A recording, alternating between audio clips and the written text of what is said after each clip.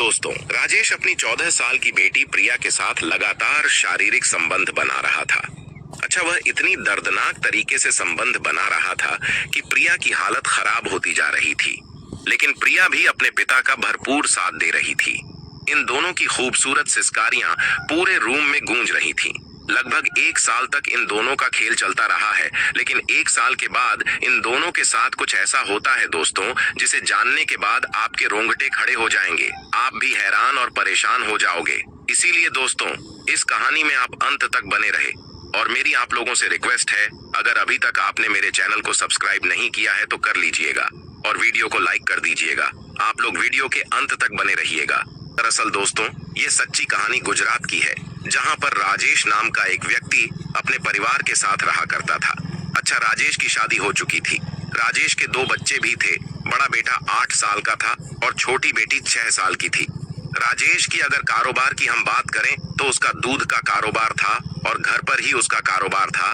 पैसा अच्छा खासा आता था, किसी तरह की कोई दिक्कत परेशानी नहीं थी। अच्छा, राजेश का अपनी पत्नी के साथ अक्सर झगड़ा हुआ करता था।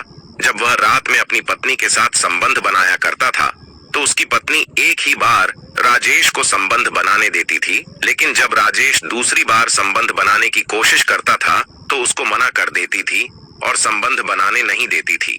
इस पर राजेश को गुस्सा आ जाया करता था। वह उससे मारपीट शुरू कर देता था, उसको गाली गलौज देना शुरू कर देता था। एक दिन दोस्तों, मामला इतना बढ़ जाता है कि उसकी पत्नी राजेश को छोड़कर और अपने दोनों बच्चों को लेकर अपने मायके चली जाती है और राजेश से कहती है कि मैं तुम्हारे साथ एक पल भी नहीं रह सकती हूँ, तुमसे तलाक ले लूंगी। अब राजेश अकेला हो जाता है। घर उसको काट खाने को दौड़ने लगा था। ये सोच रहा था कि आखिर क्या किया जाए। लगभग इस तरीके से 6 महीने का समय गुजर जाता है।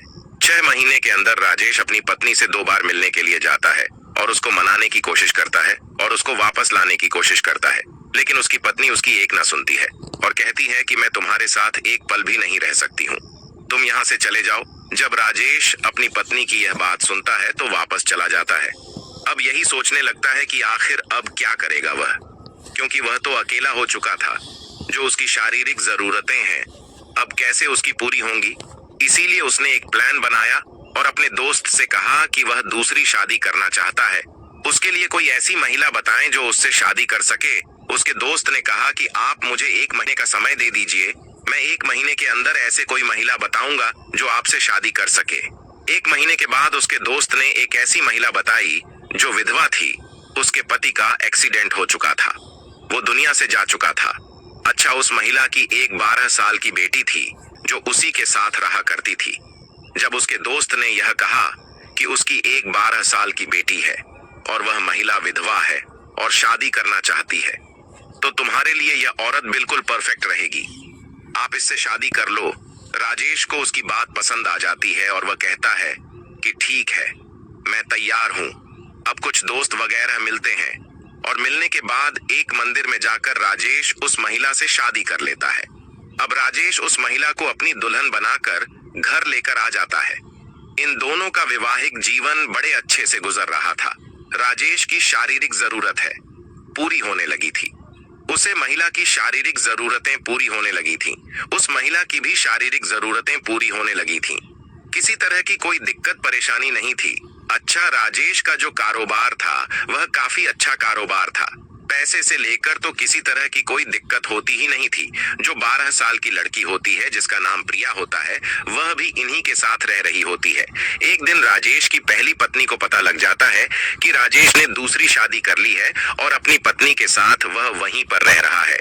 लेकिन उसकी पत्नी को कोई फर्क नहीं पड़ता है, क्योंकि उसकी पत्नी ने तो उसको हमेशा के लिए छोड़ने का प्लान बना लिया था और उससे तलाक लेने का पूरा प्लान बना लिया था कि अब वह राजेश के साथ एक पल भी नहीं रहेगी, वह उससे तलाक ले लेगी। इसलिए दूसरी शादी करने के बाद भी पहली पत्नी को कोई फर्क नहीं पड़ा था। खैर, धीरे धीरे इस तरीके से लगभग 9 महीने का समय गुजर जाता है।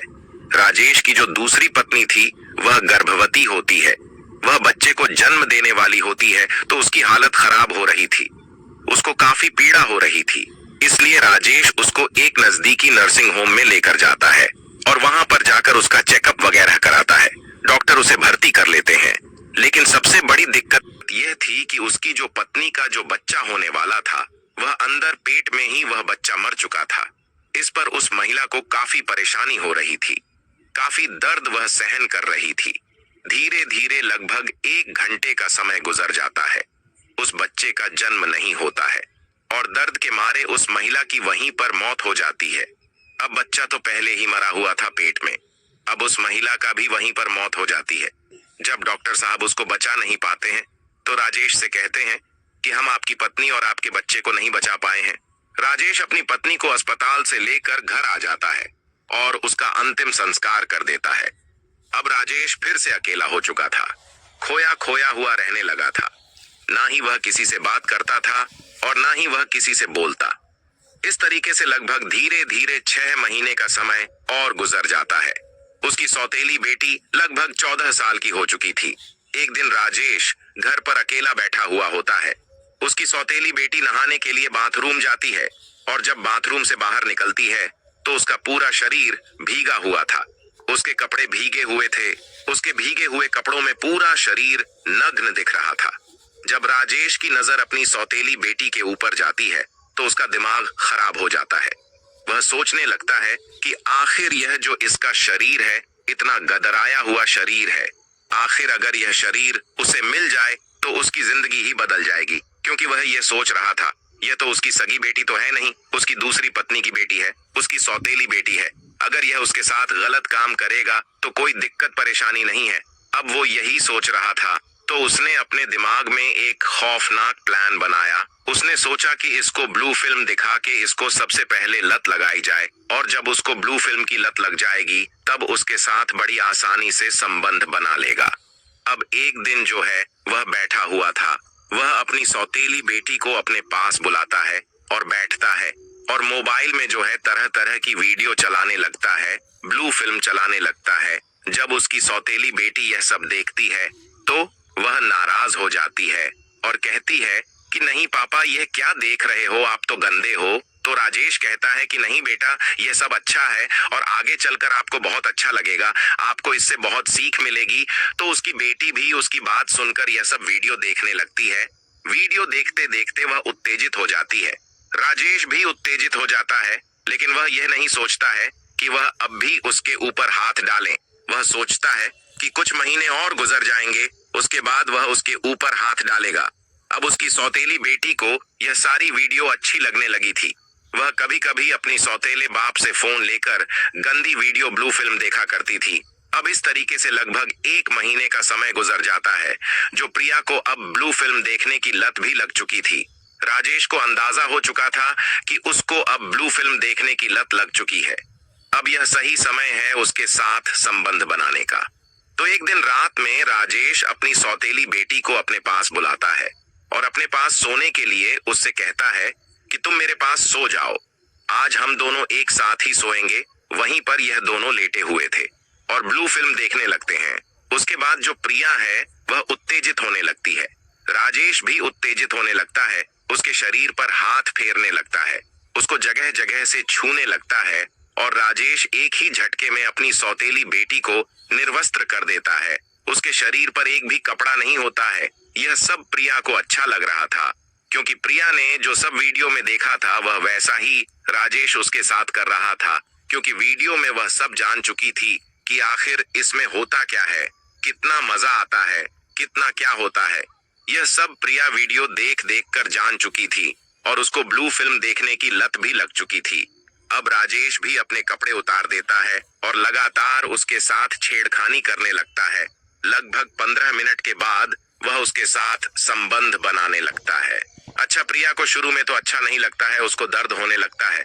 वह कहती है कि पापा मुझे छोड़ दीजिए, मुझे बहुत दर्द हो रहा है। लेकिन यह इंसान उसे कहाँ छोड़ने वाला था। ये लगातार उसके साथ शारीरिक संबंध बना रहा था, इतनी दर्दनाक तरीके से संबंध बना रहा था कि प्रिया की चीख निकलने लगती है, वह रोने लगती है। उसके बाद आधे घंटे तक यह संबंध बनाता है और जब यह थक जाता है तो उसे छोड़ देता है। उसके बाद वहीं पर यह दोनों सो जाते हैं। फिर अगला दिन होता है। राजेश अपनी सौतेली बेटी को फिर से अपने पास बुलाता है, फिर से ब्लू फिल्म दिखाता है और फिर से उसके साथ संबंध बनाने लगता है। अच्छा, आज जब राजेश उसके साथ संबंध बना रहा था तो प्रिया को भी अच्छा लग रहा था। उसको भी एंजॉय आ रहा था, वह भी अपने पिता का भरपूर साथ दे रही थी। यह राजेश अपनी सौतेली बेटी के साथ लगातार शारीरिक संबंध बना रहा था। इस तरीके से अब इनका जो खेल है अब रोज चलने लगा था। अब प्रिया को भी यह सब अच्छा लगने लगा था। वह भी राजेश के साथ रोज संबंध बनाया करती थी। लगभग धीरे धीरे अब 8 महीने का समय गुजर जाता है। प्रिया एक दिन आंगन में खेल रही होती हैं। अब पड़ोस की महिलाओं की नजर प्रिया पर पड़ती है। वह उसके पास आती है और उसका बढ़ा हुआ पेट देखती है तो उन महिलाओं को समझने में ज्यादा वक्त नहीं लगा कि प्रिया गर्भवती है। इसलिए वह प्रिया को लेकर एक पास के नर्सिंग होम में जाती है और वहां पर जब उसका चेकअप करती है, प्रिया 8 महीने की गर्भवती है। जब आस पड़ोस वाले गांव के लोग जब यह सब सुनते हैं तो दंग रह जाते हैं, परेशान हो जाते हैं, उनके रोंगटे खड़े हो जाते हैं। अच्छा, उन्हें पड़ोस में से एक व्यक्ति जो है पुलिस को इत्तिला कर देता है, क्योंकि यह पोक्सो एक्ट का मामला था, नाबालिग लड़की का मामला था। जब पुलिस यह खबर सुनती है तो तुरंत पुलिस वहां पर पहुंच जाती है और लड़की को अपने कब्जे में ले लेती है। लड़की से पूछताछ करने लगती है कि आखिर बेटा तुम्हारे साथ यह सब किसने किया है, क्या तुमने अपनी मर्जी से यह सब करवाया है?